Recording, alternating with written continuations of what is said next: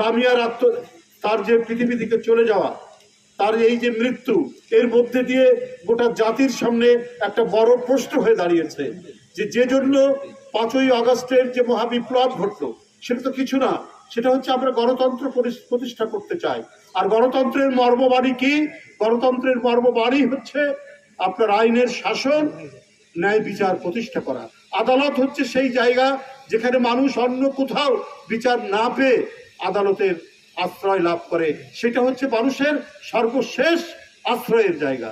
সেখান থেকে যদি মানুষ বিচ্যুত হয়, সেখান থেকে মানুষ যদি বঞ্চিত হয়, তাহলে সেই সমাজে নৈরাজ্যের কালো অন্ধকার নেমে আসে। সেই সমাজের মধ্যে পরিব্যাপ্ত হয় এক ভয়ঙ্কর হতাশা। তো সেটা এই ধরনের ফ্যাসিবাদের পতনের পরে এখনো কেন সেই পরিস্থিতি বিরাজ করবে? এখনো কেন তৃণমূল থেকে, গ্রামগঞ্জ থেকে, পাড়া মহল্লা থেকে জাতীয় পর্যায় পর্যন্ত প্রত্যেকটি জায়গায় যদি স্বস্তি নেমে আসে, তাহলে কেন পাড়ায় মহল্লায়, গ্রামে গঞ্জে, আজকে বখাটে, আজকে সমাজ বিরোধীরা তারা আধিপত্য বিস্তার করবে? সেটার দায়িত্ব জনপ্রশাসনের, সেটা দায়িত্ব সমাজের প্রত্যেকটি মানুষের। তাদের যদি আধিপত্য বিচার করে, গণতন্ত্র কোনোদিনই চিরস্থায়ী হবে না, আইনের শাসন কোনোদিনই চিরস্থায়ী হবে না। এবং জনগণ যাকে নির্বাচিত করবে একটা স্বচ্ছ অবাধ নির্বাচনের মধ্যে দিয়ে, সেই অবাধ স্বচ্ছ নির্বাচন আমরা কোনোদিনই পাবো না যদি জনসমাজের মধ্যে দুর্বৃত্ত দৌরাত্ম্য যদি বাড়তে থাকে এবং তাদের যদি আধিপত্য থাকে। প্রত্যেকটি মানুষ, প্রতিটি মেয়ে, প্রতিটি বাড়ির কন্যা যারা স্কুলে যায়, কলেজে যায় এবং যারা যেভাবেই বিচরণ করুক না কেন, প্রত্যেকের নিরাপত্তা নিশ্চিত করবে যে সমাজ, যে রাষ্ট্র, সেটাই হচ্ছে আদর্শ গণতান্ত্রিক রাষ্ট্র।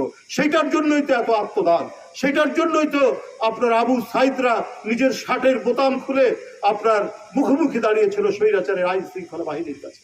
সেটার জন্যই তো আপনার আহনাফ, মুগ্ধ তারা গুলি খাচ্ছে, অথচ তার সতীত্বের জন্য পানির বোতল নিয়ে এগিয়ে গেছে। আজকে 8 মাস পেরিয়ে গেল, আমরা সেই স্বপ্ন, সেই শহীদদের স্বপ্ন বাস্তবায়ন করার জন্য আমরা উন্মুখ হয়ে আছি। আমরা সেইটি বাস্তবায়ন যাতে হয় সেজন্য গোটা জাতি তাকিয়ে আছে। বাংলাদেশ হবে একটি শান্তির দেশ, একটি স্বস্তির দেশ।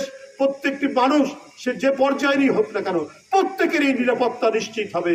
কেউ যেন কারো দ্বারা, শক্তিশালী মানুষ, অর্থবিত্তের মানুষ, যারা প্রভুত্বকামী, তাদের দ্বারা যেন সাধারণ নিরীহ গরিব মানুষ যাতে কোনোভাবেই আজকে লাঞ্ছিত হতে না পারে, নিরাপত্তাহীনতার মধ্যে ভুগতে না পারে, সেইটাই তো আমাদেরকে দেখা উচিত 5ই আগস্টের পর।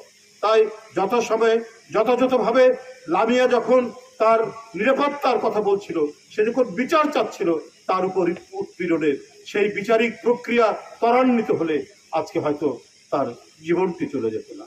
আজকে যারা একটি আয়োজন করেছেন, আমি তাদেরকে এখানে মৃত্যুর সংবাদ শুনে এবং ঢাকা থেকে সকল প্রক্রিয়া সম্পন্ন হওয়ার পরে, বিশেষ করে পটুয়াখালীর বিভিন্ন রাজনৈতিক দল, বিএনপি সহ এবং জেলা প্রশাসন সবাই মিলে যে আন্তরিকতার আপনারা প্রকাশ দেখিয়েছেন, এই জন্য আমি তাদেরকে কৃতজ্ঞতা জানাচ্ছি। আল্লাহ যেন লামিয়ার বেহেশত নসিব করেন, আল্লাহ যেন তার বাবা জসিমের আমরা আপনার মাগফিরাত কামনা করছি এবং আল্লাহ যেন তাদের বেহেশত নসিব করেন এবং কবরে যেন তাদের শান্তি লাভ হয়, এই প্রার্থনা করে, এই মুনাজাত করে আমি আপনাদের কাছ থেকে বিদায় নিচ্ছি। ধন্যবাদ সবাই।